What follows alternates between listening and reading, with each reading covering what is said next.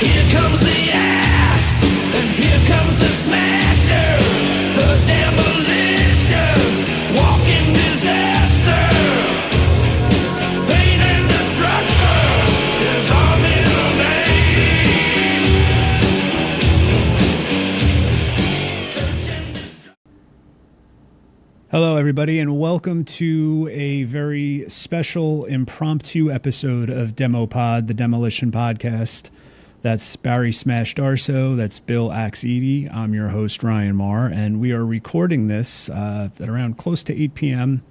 on Thursday, July 24th, as the pro wrestling world, the entertainment and pop culture world, is reeling from the news of the sudden passing of the Babe Ruth of professional wrestling, the one and only, the immortal Hulk Hogan. And, as a lifelong wrestling fan, I know it was very shocking to receive that news today. And then the first two guys that I thought of were Bill and Barry, because aside from being colleagues, I mean, brothers of the road, friends, you name it, you guys have separate and together histories with the Hulkster. So I wanted to check in with you guys and see how you were feeling and reflect on the incredible career of the immortal Hulk Hogan. How you guys doing? Well, it's horrible news. I mean, the phone's been blowing up, and of course, it's all over TV, and very, very unexpected. You heard rumors of his health and this and that, but you hear that all the time, and you just take it as, it's made up.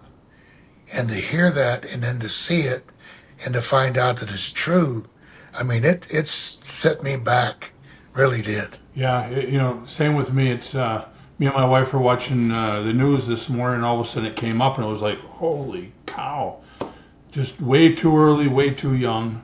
And it was just, it's kind of like that with all of our friends. It's, you talked to them not too long ago, and all of a sudden, next thing you know, they passed away, and it's a terrible thing. Hulk was a good guy too. He really was. I told you guys off camera while we were setting up, and I want to thank James over at Wrecked Productions for being able to put this together along with our producer Dan. They really, Dan worked his job today and got off and got this all set up, and I thought of you guys, obviously, aside from the fact that we do this podcast together, but the Search and Destroy You Instagram page, which is the Demolition official Instagram page, put out a statement. And I thought it was so perfect for the times that we're living in, because there's a lot of different opinions. People, it still feels so uncomfortable to even discuss what's going on, because unfortunately, over the last couple of years, there's been some news about Hulk Hogan's personal life and things that have gone on. And then, you go into that whole conversation of separate the artist from the art. And then I think about you guys, and you knew him so well. He was responsible for so much of the success. And you guys were really at the top of your games around the same time. And Bill, I know you ran the post on the Search and Destroy You page today where you said, "This is how I choose to remember him. Rest in peace, champ." And it was the iconic photo of Hulk and the American flag. I feel like this is such a huge hit to pop culture as a whole, but for you guys being on the road with him, if there's any memories you could share about meeting him or working with him, I know the fans would love to hear that. Well, I knew Hogan when he first broke in. He came into the Georgia territory, and then he moved on to Memphis, and then later on up to AWA. And of course, we worked with him, we worked against him, and we were tag partners with him. And, they throw this Mount Rushmore around all the time. And they got this guy, that guy. And I've said it, and Barry said it.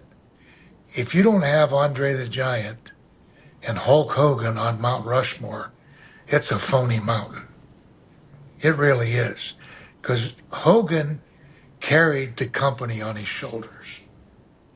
WWE, WWF, whatever, wouldn't be what it is today without those two guys, and in particular Hogan. He carried the company. There was a lot of pressure on him, and he carried it well.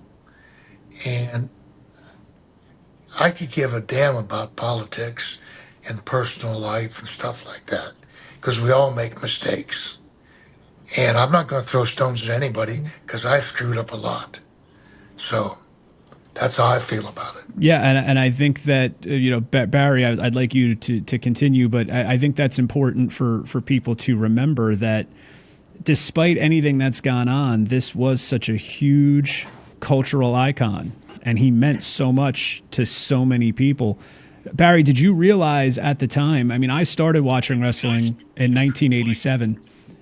This was the year that Demolition debuted in WWE, and it was one of the prime years of Hulk Hogan's incredible run. Of course, that was the year of WrestleMania 3.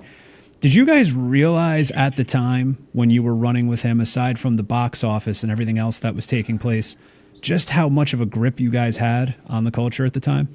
Well, it's funny. I first met Hulk at a place called the Gym outside Minneapolis. Jim Younger and, the Road Warriors owned the building. Jim Younger owned the gym.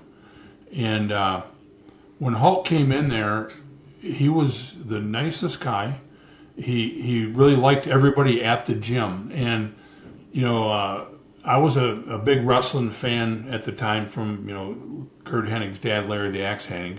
But I never looked at Hulk like he was that big, huge wrestler because he was like one of the guys at the gym. So then I didn't see him for years, and I got in the business and everything. And then when I got together with Bill, being the Demolition, I saw him in the dressing room, and I went up and I said, "Oh, I don't know if you remember." He goes, "Yeah, at the gym, Barry. How are you?" I mean, it just for him to remember me, 7, 8 years after that, I mean, it meant a lot. And Hulk, he was the one I think that really changed the wrestling to be so big. I think he was the one, probably the most recognizable person in all of the world right now. I mean, still to this day, that's how big Hulk was, and he was just a good guy.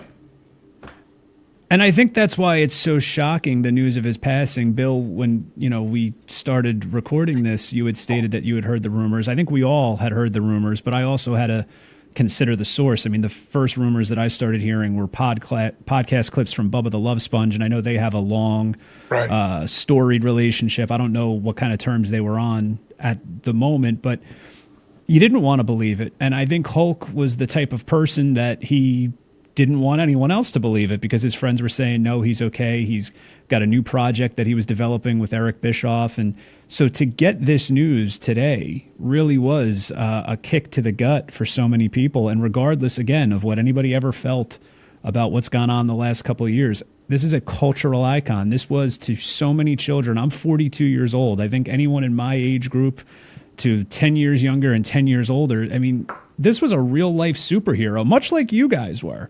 I mean, that iconic photo, and I'm sure we can have Dan probably bring it up in post-production, of you guys with Hogan and Jake Roberts at Survivor Series 1989. I've said it to you gentlemen both. I've said it on past episodes of this show. You take that photo. That's a poster on the walls of children all across the world at the time. And so I think that that's the legacy that, needs to be remembered. I want to just touch on one thing real quick because, again, this is something, for those that are listening and those that have watched past episodes of this podcast, we do a lot of research, and there's going to be a lot of talk about Hulk Hogan and his influence, especially when it comes to the legacy of Demolition on future episodes. Right now, we're just reacting to the news, but I wanted to ask you guys about the legitimacy of the stories you hear over the years about how everybody wanted to be on those Hulk Hogan shows where he was main eventing, because that's where, quote unquote, the money was. There was the A shows, the B shows, the C shows.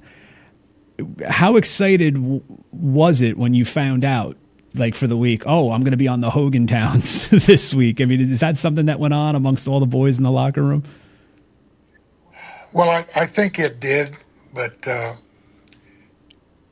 it meant that you were going to be on the big Coliseum shows, the big event shows. So you were going to make a lot more money, and it made the matches easier Yeah. too. The bigger the crowd, the more response you get. But it's hard for me to just put it in perspective, because, like you said earlier, there's so many rumors every time something happens. This happened, that happens, and he had so many Yes. surgeries over the past years that I personally thought it's just another day at the office. And like Barry said, to watch it on TV, it, I just don't have many words for Yeah. it, because it just really set me Yeah, back. it breaks my heart for his two kids too. It's just got to be tough on the family. Yeah, It's sad, but I gotta tell a good story here. Please. When you're on the internet, you see all this stuff about Hulk and all the different guys and everything, and you know the picture you were talking about with Jake and Hulk. We were at the Rosemont Horizon, and I remember we were getting ready to go out to the ring, and it was probably two matches before. And Hulk says, "Well, let's go get this snake and see what we can do with it." Well, we get into the shower where he had the snake, and Jake was all fired up. He had this huge giant snake. I mean, I don't know, Bill, what was it, 20 feet long? I mean, it was a monster. It yeah, had a at head on least. it like this. So we walk in there, and this snake is just going crazy.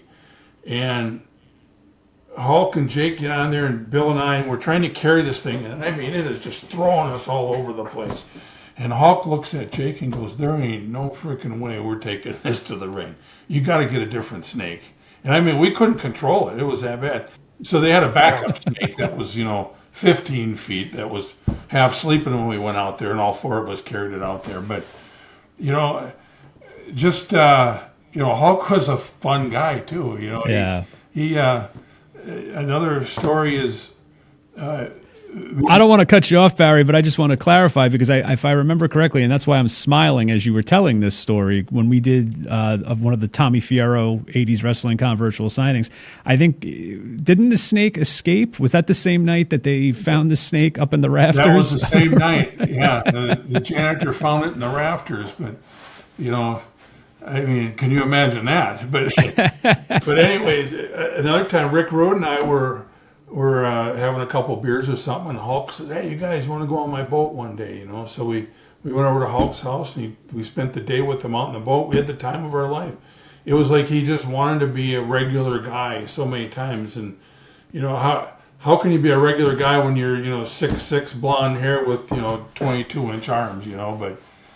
And a global superstar. Yeah, I mean, and the most recognizable person in the world, but you get on the ocean and you'd be out there and the fans weren't there then, but yeah, that's a tough one, missing Hulk. And that's why I felt it was important to talk to you guys because again, we've said it in past episodes. There is a lot of salacious material that people want to talk about the business as a whole. That's why there's a dark side of the ring and there's all these things. And then I look at guys like yourselves and then other names that come to mind of like Tito Santana and all these guys that were, iconic professional wrestlers, but yet still great family men that, are positive people and can recall the good times. And you guys certainly both had a lot of great times with Hulk Hogan. And I want to just pivot over to Axe, to Bill, because one of my first theater going experiences as a child was my father taking me to see a movie called No Holds Barred. And of course, at the time, I didn't realize it, even though I was a Demolition fan. I had no idea that Jake Bullet was Demolition Axe. If you have any memories that you'd like to share about when you found out that you were going to be a part of that movie, if you auditioned or any behind the scenes? well, originally it was going to be Demolition Smash as Jake Bullet. I was not aware. Hogan had approached Barry, and no, I think, was it Hogan or was it Vince. Vince? And, Yeah. Anyway, long story short, I ended up I was happy Barry was going to do it because I was going to have 2 days off. And then I ended up doing it, and Barry had 2 days off. But we met in Atlanta. He flew up in from Tampa, I believe, or Clearwater. We met in Atlanta and then went over to Topeka, and they rented the Coliseum there. Thousands of people jammed in there, and they were having giveaways and this and that and keeping the crowd active. And on the way over, we had discussed the match. And it was about a 10-minute match we had. And we went over it in our minds, went to work out. The next day we go over briefly again, and we did it in one take. Wow. And the producer said, "Man, that's good. What do we do now?" And Hogan says, "We take the rest of the day off," which he couldn't, because he had to do other stuff. But I got out of there and flew home to Atlanta. So it was just one take. We had to take some pictures and, still shots and things like that. But yeah, it was just like you plan it, but you never think it's going to turn out like that. And it's wild, too, because you hear those stories a lot over the years from different actors in Hollywood and producers that have worked with professional wrestlers, because that's what you guys do. I mean, that is your bread and butter. You go out there and live in front of thousands of people in the arena and sometimes millions watching on TV or premium live events. You get it done in one take. And so I think that that's something that will always surprise the Hollywood types and the artists that want to go, oh, let's get another angle or whatever. No, this is what we're doing. So it's refreshing to hear that the real professional wrestling aspect did get carried over into that production. Well, they might be working on the hour. When we were in the ring, we want to get in and out. Which that brings me to another story that's part of Hogan folklore. I saw Hogan wrestle many different times, but it was I was at SummerSlam '89, which is another event that we're going to cover in detail on a full episode one day. But the house shows, right? Everybody always tells the stories that Hogan was always on right before intermission. And the rumor was that because he wanted to be able to enjoy room service options at whatever hotel he was staying at that night. Is there any truth to that? Is that the real reason why Hogan went on, usually before intermission on the house shows? I don't know if that's the reason or not. I mean, most of the time that when Barry and I were working, the tag matches were on last. And it gives the main event, the other main event, the opportunity to get out. But it's very difficult to follow four guys in the ring plus a manager and a referee. So I don't know what the real reasoning would be. Yeah. And what I could never figure out is, so they'd be on, the main event would be on before us so they could get them out of the building. What, they didn't care about us? It was like, well, what about us getting out of there? We're just chopped liver, I guess, You could look at it that way, or you could also look at it from the point of view that they had such faith in your abilities that even after the Golden Goose had left the building, no one's going to go anywhere because we got to see Demolition kick some ass. So there's two schools of thought. Well, we'll take the latter. There you go. Just as a fan, I got to say, again, I was talking to my good friend Anthony DiDomenico, comic from Long Island, and, diehard Hulkamaniac as a kid, as most of us were. I mean, if you were a fan in that era, he was the guy, plain and simple. There's really no other way to put it. I mean, you look at the Attitude Era, you had Austin, Rock, Triple H, all these guys. Of course, Austin was the top guy, but they were jockeying for position. And then when you look at the era that you guys came from, you guys ruled the tag team division and Hulk Hogan was the singles guy. So when you guys got put together for that Survivor Series in 1989, it was pretty monumental because the year prior, you had the infamous double turn with the Powers of Pain, and now you are in the main event of Survivor Series 89. This is the first time that they're giving, teams names. You guys were the Hulkamaniacs. It was just amazing to look back on that time period and realize just how much of a grip he had on not just the business, but pop culture. I mean, look at the 1980s. You got Mr. T. You got all these guys. 2 days ago, Ozzy Osbourne passed away. And I think that that was also a huge hit to, the pop culture from that era. But looking back, is there a defining moment for either one of you? Because you came in after WrestleMania 2, I believe, right? So it was 1987, going in WrestleMania 3 time.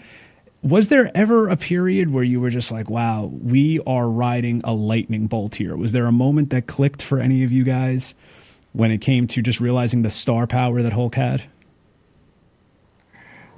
Well, I was always impressed on how the fans reacted to him. I mean, he had charisma. He did a great interview. He looked the part. And, he had the people in his hand. And I just give him a lot of credit. He carried that company. And I think Barry will attest to the same thing. He had a lot of pressure I can't imagine. And he carried the company. And it wasn't going to be the same if there was no Hulk Hogan. Yeah, It's different today, but I think he set the stage for today's wrestling. 100%. yeah. I think when Sylvester Stallone got him when he to be in the Rocky 3, and he was Thunder Lips. That's when I think everything really changed. That was when he went from being a huge wrestling star to now all of a sudden he was giant wrestling star. And I think that got the WWF at the time really rolling. And I think I think they tried to replace Hulk a few times, but you could never replace him because he was Hulk Hogan. Isn't that right, Bill? It was like all of a sudden, you got the Warrior. Well, let's just see if we can knock Hogan down a few steps, and let's push Savage and see if he can take the place. But you couldn't take the place of Hulk. I mean, he was a star. It just seemed like they were never satisfied. Instead of riding the horse till it drops, and like Barry said, you can't replace a Hogan. You can't replace an Andre. You can't replace a Savage. These guys are personalities without measure. Well, and to be fair, you can't replace a Demolition either. But Barry, I'm so glad that you had mentioned that point about the Ultimate Warrior, because I have a vivid memory of being a young kid watching WrestleMania 6 with my parents and grandparents at the time. And we watched Hulk Hogan lose the World Championship to the Ultimate Warrior in the main event, WrestleMania 6, Toronto Skydome. And it was, as a young kid, literally 6 years old, believing that what you're watching is real. It was very conflicting because I liked the Ultimate Warrior, but I loved Hulk Hogan. And then I remember that moment where he went back in the ring and he took the Winged Eagle WWE World Championship belt and he presented it to Warrior and they hugged. And then Gorilla Monsoon had, to this day, I think, one of the best lines ever delivered on a pro wrestling show from commentary. Hulk Hogan has just taken one giant step towards immortality. And so then you take that look at that year, and then you go into WrestleMania 7. Warrior had lost the title to Sergeant Slaughter, who I only knew as the G.I. Joe character, because when Slaughter had his run in WWE prior to that, I wasn't old enough to be watching. And then you watched Hogan, the American hero, defeat the Iraqi sympathizer, Sergeant Slaughter. So I love that you gentlemen touched on that, because like you said, there were times where they were like, oh, maybe we need to make a change. Maybe we need to pivot. But when they needed to put asses in the seats, when they needed to make a change, who would they call? Hulk Hogan. They did it again 2 years later at WrestleMania 9. So he just couldn't be denied. He was an irreplaceable guy. Well, they sold more merchandise. He was the first guy that they really had the merchandise for. I can't remember what the figure was, but there was a Hulk Hogan doll, T-shirt, anything all over the world in every store everywhere. I mean, it was the biggest thing ever. And I don't think anybody has ever sold that much before. I mean, Steve Austin did very well, but the argument could be made, and I don't even think it really would be an argument, that none of this would exist, the action figures, the video games, the T-shirts, if it was not for Hulk Hogan. I mean, the guy had his own Saturday morning cartoon. We're talking about Saturday night's main event, network television, national network television, still him and Andre, who we covered in a previous episode. the most watched professional wrestling event in history, and those numbers will never be duplicated again. So it is a sad day and a terrible loss for the business, but I just wanted to take this time to have you guys have your voices be heard, because the tributes are going to be pouring in a lot over the next couple of days. And I know that you guys are going to be here in New Jersey in a couple days for Tommy Fierro's 80s Wrestling Con Night of Legends with ISPW Wrestling in Wildwood. Unfortunately, I'll be on the road. I won't be able to catch up with you guys, but I wanted to see you tonight, and I wanted to just reflect on an iconic career, one that I think both of you would agree that there's never going to be anyone that's going to get to those heights ever again, right? I mean, there's been other guys. You have Rock, you have Stone Cold, you have John Cena, but no one's ever going to have the mainstream appeal of a Hulk Hogan. Well, I think he's the measuring stick. There may be somebody in the future that reaches the same level, but when you're the first, it's hard. Like you said it earlier, he's the Babe Ruth of wrestling. So, I mean, what other iconic name or tribute can you give him? No, I agree. And there's really nothing else that could be said. I know that Hulk Hogan is somebody that is going to live on in the hearts and minds of wrestling fans for many, many years. An iconic character, a comic book hero that's come to life. And I'm very thankful that you guys agreed to do this. I know it's not easy to receive that news. It never is. And you've received a lot of it over the years, a whole lot of it, too much of it, more than most human beings will ever have to deal with. But I really appreciate you guys wanting to jump on and reflect. And we're going to cover a lot more about Hulk Hogan in the future. Is there anything else that you guys would like to close with? Any other fun stories or anecdotes that pop in, or anything you want to plug that you have coming up? No, I'd just like to second what Barry said. I feel sorry for the family. I know that a lot of people are giving them prayers and extending thoughts. So I just want to add myself to that. I know you two guys do too. Absolutely. Yeah, Hulk is definitely going to be missed. I mean, that was a tough one there. Yeah, well, our condolences not only just to Hogan's wife, his children, all of his extended family, fans, friends, brothers of the road, like the two gentlemen up above, Axe and Smash. It is a loss that is going to be felt for forever, for a very long time, but we are very fortunate to live in a time and age where we will always have those thousands and thousands of hours of footage of Hulk Hogan doing his thing. And we just thought that it was important to get out there tonight and kind of somewhat be comfort food, I guess you could say, for all the wrestling fans, because this is huge. This was a huge loss, and it's been a tough week in the entertainment community, especially if you're a fan of 1980s pop culture. So we just want to give our condolences to everybody that was touched by the incredible life and career of Hulk Hogan. Thank you guys very much for joining us. We'll see you real soon. Good job, Ryan. Thanks. Welcome.